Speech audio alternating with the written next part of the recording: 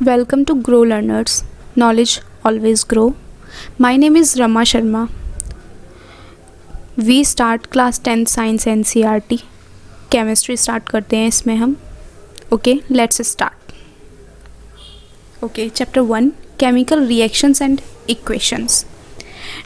Chemical reactions के नाम से हम जैसे देख रहे हैं तो हम नोटिस करते हैं कि डेली लाइफ सिचुएशंस हैं उसमें बहुत सारे केमिकल रिएक्शंस हमें देखने को मिलते हैं. जैसे for example milk change in curd. दूध से हम दही बना रहे हैं. इसमें क्या होता है, ये कौन सा रिएक्शन हो रहा है, क्या रिएक्शन है, क्या किस रीज़न से ये चेंज हो रहा है. तो इसमें मिल्क में हमें मिलता है लैक्टोज. जो मिल्क में लैक्टोज मिलता है ना, मिल्क में लैक्टोज क्या करता है, ये जो मिल्क में लैक्टोज मिलता है ये कन्वर्ट हो जाता है लैक्टिक एसिड में जब फर्मेंटेशन होती है तब. और इस फर्मेंटेशन के साथ में ये रिएक्ट करते हैं एक बैक्टीरिया के साथ. उस बैक्टीरिया का नाम होता है लैक्टोबैसिलस डेल्ब्यूक्री. उस बैक्टीरिया के साथ रिएक्ट करके मिल्क जो है वो खुद को कन्वर्ट कर लेता है कर्ड में. Next, cook is food. ठीक है, कुक जब खाना पकता है तब हम नोटिस करते हैं कि हम उसमें वाटर ऐड करते हैं. जैसे जैसे वाटर एवोपरेट होगा, गैस में कन्वर्ट होता चला जाएगा, वैसे वैसे हमारा खाना पकता चला जाता है. फॉर एग्जांपल चपाती का, जब हम चपाती के लिए आटा लेते हैं तो उस आटे में हम क्या ऐडअप करके रखते हैं, उस आटे में हम ऐडअप करके रखते हैं वाटर. तो हम नोटिस करते हैं जब चपाती को हम आग पर सेक रहे हैं, आग पर उसको बना रहे हैं, तो उसमें से इवोपरेशन हो रहा है, पानी इवोपरेट हो रहा है, गैस बन के निकल रहा है, तो हमारा खाना पक रहा है. नेक्स्ट एग्जांपल है food gets digest in our body. खाना हमारी बॉडी में कैसे डाइजेस्ट हो रहा है हम इसके बारे में पढ़ते हैं. ये सबसे इम्पोर्टेंट पार्ट है केमिकल रिएक्शंस का. ये प्रोसेस डेली होती है. हम जब खाना खाते हैं हम इस प्रोसेस से डेली गुजरते हैं. तो ये क्या है केमिकल रिएक्शंस, कैसे केमिकल रिएक्शन का इसको नाम दिया गया. तो जब हम फूड खा रहे हैं, खाना खा रहे हैं, तो हम जो खाना ले रहे हैं कार्बोहाइड्रेट्स की फॉर्म में हम खाना लेते हैं. तो हमने सुना है कि मुंह में पानी आना या ऐसा कुछ माउथ वाटरिंग टर्म्स जो सुनी है, उसमें ऐसा होता है कि जो खाना हमने खाया, खाना जैसे ही हमने खाया तो स्लाइवा रिलीज़ होती है. स्लाइवा रिलीज़ होता है माउथ में. जो स्लाइवा रिलीज़ होता है वो खाने के साथ मिक्सअप होता है और उस कार्बोहाइड्रेट को, जो हमने कार्बोहाइड्रेट खाया है, उस कार्बोहाइड्रेट को वो तोड़ देता है, कार्बोहाइड्रेट को ब्रेक कर देता है ग्लूकोज में. तो इस टर्म में फिर यहाँ से ही स्टार्ट हो जाते हैं. ग्लूकोज में टूटा, उसके बाद फिर ये प्रोसेस चलती चली जाती है और केमिकल रिएक्शंस होती चली जाती हैं. स्टार्टिंग मुंह से ही हुई है हमारे खाना डाइजेस्ट होने की, ये केमिकल रिएक्शन का पार्ट हो गया. ठीक है, क्लियर. ओके, नेक्स्ट हम बात करते हैं केमिकल रिएक्शन की. क्या होता है केमिकल रिएक्शन, हमें इस टर्म के बारे में पहले पता होना चाहिए. तो केमिकल रिएक्शन वो प्रोसेस है सब्सटेंस की जहाँ पर सब्सटेंस या सब्सटेंसेस चेंज होंगे और प्रोड्यूस करते हैं न्यू सब्सटेंस को. न्यू सब्सटेंस को ये प्रोड्यूस कर रहे हैं, नया सब्सटेंस बन रहा है, इन्हीं और नई प्रॉपर्टीज़ भी वो शो करेगा. तो so this is called the chemical reaction. ठीक है, इसको हम केमिकल रिएक्शन बोलेंगे कि उसने प्रोड्यूस करा नया सब्सटेंस, किससे मिक्स करके नए नए सब्सटेंसेस को. ओके, जैसे फॉर एग्जांपल इसमें हमें दिया है मैग्नीशियम और ऑक्सीजन का इसने दिया है. मैग्नीशियम और ऑक्सीजन को जब दे रखा है तो इसने फॉर्मेशन करा मैग्नीशियम ऑक्साइड का. मैग्नीशियम ऑक्साइड का यहाँ पे फॉर्मेशन हो गया है. मैग्नीशियम और ऑक्सीजन ये दोनों काम करेंगे रिएक्टेंट की तरह, दोनों रिएक्ट करेंगे, उसके बाद फॉर्मेशन करेंगे न्यू प्रोडक्ट का. रिएक्टेंट वो सब्सटेंस होता है जो पार्ट लेता है किसी भी केमिकल रिएक्शन में. किसी भी केमिकल रिएक्शन में जब वो पार्ट लेता है तब वो फॉर्मेशन करता है केमिकल रिएक्शन का. ठीक है, उसे किसी भी केमिकल रिएक्शन में जो भी सब्सटेंस पार्ट ले रहा है वो रिएक्टेंट कहलाएगा.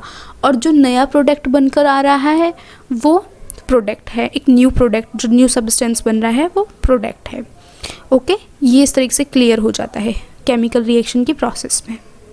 ओके, न्यू सब्सटेंस फॉर्मेशन होती है. Okay, next we are talking about characteristics of chemical reactions. It is very important. Characteristics of chemical reaction का क्या है कि यहाँ पर हम देख रहे हैं, हम आइडेंटिफाई कर रहे हैं कि केमिकल रिएक्शंस जो हैं, जैसे कि change in state, change in colour, change in evolution, of a gas, evolution of a gas, sorry, change in temperature. In cases में क्या क्या हो रहा है? इन केसेस में पहले हम बात करते हैं चेंज इन स्टेट। इसके लिए हम बेस्ट एग्जांपल हमारे लिए रहेगा कैंडल का। हम एग्जांपल लेते हैं, फॉर एग्जांपल कैंडल हमें सॉलिड फॉर्म में मिलता है मार्केट में। जब कैंडल को हम लेके आ रहे हैं, हम कैंडल को बर्न कर रहे हैं in the presence of oxygen, तो हम देख रहे हैं कि वो कार्बन डाइऑक्साइड उसमें से रिलीज़ हो रहा है, यानी गैस रिलीज़ हुई, वाटर वेपर्स भी रिलीज़ होते हैं, और जो वैक्स है वो मेल्ट हो जा रहा है, मेल्ट होकर वो लिक्विड में कन्वर्ट हो रहा है। तो यहाँ पर तीनों प्रोसेस हमें देखने को मिली कि सॉलिड से वो कन्वर्ट हुआ गैस में, जो कार्बन डाइऑक्साइड गैस और वाटर वेपर्स बने, और वो चेंज हो रहा है लिक्विड में भी। ये एग्जांपल हो गया हमारा चेंज इन स्टेट का। नेक्स्ट हम बात करें चेंज इन कलर के इस टाइम पर क्या होता है। इसका बेस्ट एग्जांपल हमें घर में मिलता है कि कोई भी आयरन से बनी हुई चीज़ें हैं, हम उनको नोटिस करते हैं, कुछ भी है, जब आयरन एकदम प्योर फॉर्म में एकदम सही होता है वो, तो वो हमें ब्लैकिश दिखाई देता है, ब्लैक कलर उसका होता है। लेकिन जब आयरन ऑक्सीजन के साथ में रिएक्ट कर लेता है, रस्टिंग उस पर हो जाती है, जिसे जंग बोलते हैं, जंग लग गई, तो उस टाइम पे हम देखते हैं कि वो उसने ऑक्सीजन के साथ रिएक्ट करके और अपने आप को रस्टिंग मतलब हो चुका है, वो रस्ट हो चुका है। ये भी एक केमिकल रिएक्शन है। तो यहाँ पर उसका कलर चेंज हो जाता है। उसका कलर फिर जब उस टाइम पर पहले तो ब्लैक होता है, लेकिन बाद में उसका कलर जो है वो चेंज होकर के रेडिश ब्राउन कलर में उसको हमें देखने को मिलता है। Okay, evolution of a gas के बारे में बात करते हैं कि यहाँ कैसे गैस इवॉल्व हो रही है। इस केस में हमें देखने को मिलता है कि जो जिंक यानी कि हम किसी भी मेटल के बारे में बात कर रहे हैं, या कोई भी मेटल हम ले सकते हैं, जिंक हो, मैग्नीशियम हो, आयरन हो, कोई भी मेटल हो, उस मेटल को हम डाइल्यूट हाइड्रोक्लोरिक एसिड के साथ में उसकी रिएक्शन करा रहे हैं, ठीक है, HCl के साथ उसकी रिएक्शन करा रहे हैं। तो उस टाइम पे हमें नोटिस करने को मिलता है कि उसमें से रिलीज़ होती है हाइड्रोजन गैस। तो यहाँ पर इवोल्यूशन ऑफ अ गैस इस तरीके से हो गया, ठीक है, clear. Next we are talking about change in temperature. अब चेंज इन टेम्परेचर इसका क्या है, कैसे चेंज हो रहा है टेम्परेचर में। तो एक हमको मिलता है कैल्शियम ऑक्साइड, क्विक लाइम को जब हम वाटर के साथ में एडअप करते हैं तो हम नोटिस करते हैं क्विक लाइम जो होता है उसे कैल्शियम ऑक्साइड बोलते हैं। उसकी रिएक्शन हमने वाटर के साथ में कराई तो उसने बनाया कैल्शियम हाइड्रोक्साइड फॉर्मेशन हुआ। कैल्शियम हाइड्रोक्साइड तो फॉर्म हो गया, लेकिन साथ में वहाँ पर रिलीज़ हुई हीट, ठीक है। तो टेम्परेचर चेंज हुआ। हम ये हीट जो होती है वो इतनी होती है कि अगर हम उस वेसल को जहाँ पर ये रिएक्शन हमने कराई है उस वेसल को भी टच करेंगे तो हम नोटिस करेंगे कि वो हीट हो चुका है। कोई बीकर है, कोई वेसल है, उसको हम टच कर रहे हैं तो उसका वो हीट अप हो चुका है। Okay, we are talking about next writing a chemical equation. This is very important. Chemical equations हम जब लिखते हैं, जैसे अभी मैंने यहाँ पर देखा था कि यहाँ पर हमने यूज़ किया था ये मैग्नीशियम, मैंने डायरेक्ट नेम लिखा मैग्नीशियम ऑक्सीजन, ये रिएक्टेंट, और मैग्नीशियम ऑक्साइड इसने बना दिया। तो कभी ये स्टैंडर्ड फॉर्म नहीं है, केमिकल रिएक्शंस को लिखने की कोई स्टैंडर्ड फॉर्म नहीं है। स्टैंडर्ड फॉर्म को लिखने के लिए इम्पोर्टेंट होता है कि हमें जो भी हम इक्वेशन की फॉर्म में इसको लिखेंगे, उस इक्वेशन में जो भी हमने कंपाउंड यूज़ किया है, जो भी सब्सटेंस यूज़ किए हैं, उनके सिंबल्स का पता हमें होना चाहिए। तो जब उनके सिंबल्स का हमको पता होगा तब हम उस सब्सटेंस को एक केमिकल इक्वेशन की फॉर्म में लिख पाएंगे। जैसे यहाँ पे दे रखा है example, magnesium plus oxygen is equals to magnesium oxide. ये बना मैग्नीशियम, ये रहा ऑक्सीजन, और ये फॉर्मेशन हो गई मैग्नीशियम ऑक्साइड की। तो ये एक स्टैंडर्ड फॉर्म हो गई कि इसको हमने सिंबल के फॉर्म में इसको हमने लिखा है। नेक्स्ट कार्बन दे दिया, कार्बन की रिएक्शन कराई है हमने ऑक्सीजन के साथ में, तो यहाँ पर बन गया कार्बन डाइऑक्साइड, यहाँ से प्रोड्यूस हुई। ओके, नेक्स्ट है बैलेंस्ड केमिकल इक्वेशन। अभी आपने यहाँ देखा कि ये मैग्नीशियम था, इसमें 1 मॉलिक्यूल है रिएक्टेंट में मैग्नीशियम का, यहाँ पर भी 1 मॉलिक्यूल है, ठीक है, बैलेंस्ड है। ऑक्सीजन के यहाँ 2 मॉलिक्यूल्स हैं, बट यहाँ ऑक्सीजन का सिंगल मॉलिक्यूल प्रेजेंट है, तो ये अनबैलेंस्ड है। अब हम इसको बैलेंस करना सीखते हैं। Let's start balanced chemical equation. इसमें क्या होता है मैग्नीशियम है, ऑक्सीजन है, हम यहाँ देख रहे हैं मैग्नीशियम का 1 मॉलिक्यूल है, ऑक्सीजन के 2 मॉलिक्यूल प्रेजेंट हैं, और जब रिएक्टेंट जो इसका रिएक्टेंट में तो ऐसे प्रेजेंट हो गए, बट जब इसका प्रोडक्ट फॉर्मेशन हो रहा है तो वहाँ पर सिंगल टर्म्स में ये दोनों प्रेजेंट हैं। सबसे पहले लेंगे एलिमेंट्स, फिर लेंगे number of atom in reactant LHS में कितना प्रेजेंट है, number of atom in product RHS में क्या प्रेजेंट है। तो हम इस तरीके से इसको टेबल फॉर्मेशन करेंगे और फिर ये बनाते हैं। मैग्नीशियम में देखा हमने कि जो रिएक्टेंट था उसमें 1 मॉलिक्यूल था, जो प्रोडक्ट फॉर्मेशन हुई वहाँ पर भी 1 मॉलिक्यूल था, नो इशू। नेक्स्ट हमने देखा ऑक्सीजन, ऑक्सीजन में यहाँ पर 2 मॉलिक्यूल प्रेजेंट थे रिएक्टेंट में, और प्रोडक्ट में 1 मॉलिक्यूल प्रेजेंट था। तो यहाँ पर ही ये हो गया अनबैलेंस्ड। ये जो 1 मॉलिक्यूल यहाँ पर अगर 2 होता तो ये बैलेंस्ड होता। इसको बैलेंस करने के लिए हमने क्या किया कि यहाँ तो 2 मॉलिक्यूल्स ऑलरेडी प्रेजेंट हैं, हमने स्टार्टिंग में जो हमारा प्रोडक्ट फॉर्मेशन हुआ था वहाँ पर 2 लगा दिया। तो यहाँ से हमने देखा कि ऑक्सीजन और मैग्नीशियम मतलब जो यहाँ पर ऑक्सीजन प्रेजेंट था और यहाँ पर जो ऑक्सीजन प्रेजेंट था, दोनों मॉलिक्यूल्स बैलेंस्ड हो गए। बट अभी भी ये अनबैलेंस्ड इक्वेशन है। ओके, नेक्स्ट अनबैलेंस्ड थी वो इक्वेशन। हमने वापस से चार्ट फॉर्मेशन करी, हमने लिखा कि एलिमेंट हमारे पास मैग्नीशियम है, फर्स्ट एलिमेंट जिसमें 1 मॉलिक्यूल प्रेजेंट है LHS साइड में, लेफ्ट हैंड साइड में, और राइट हैंड साइड में जो प्रोडक्ट बना था वहाँ पर 2 था। अभी यहाँ पर ये अनबैलेंस्ड है। ऑक्सीजन तो बैलेंस्ड हो गया बट मैग्नीशियम का वो प्रेजेंट है वो अनबैलेंस्ड है। ठीक है, इसको बैलेंस्ड करने के लिए हमने क्या किया, मैग्नीशियम लिया, मैग्नीशियम के स्टार्टिंग में हमने 2 लगा दिया। तो हमने देखा कि यहाँ पर 2 मॉलिक्यूल्स प्रेजेंट हो गए। अब ये 2 मॉलिक्यूल्स प्रेजेंट हो गए मैग्नीशियम के। अब यहाँ से हम देखते हैं यहाँ पर भी 2 मॉलिक्यूल्स हैं जो प्रेजेंट है मैग्नीशियम के, और ऑक्सीजन के भी 2 मॉलिक्यूल्स प्रेजेंट है। That means now it is balanced. अब ये एक बैलेंस्ड इक्वेशन बन गई है।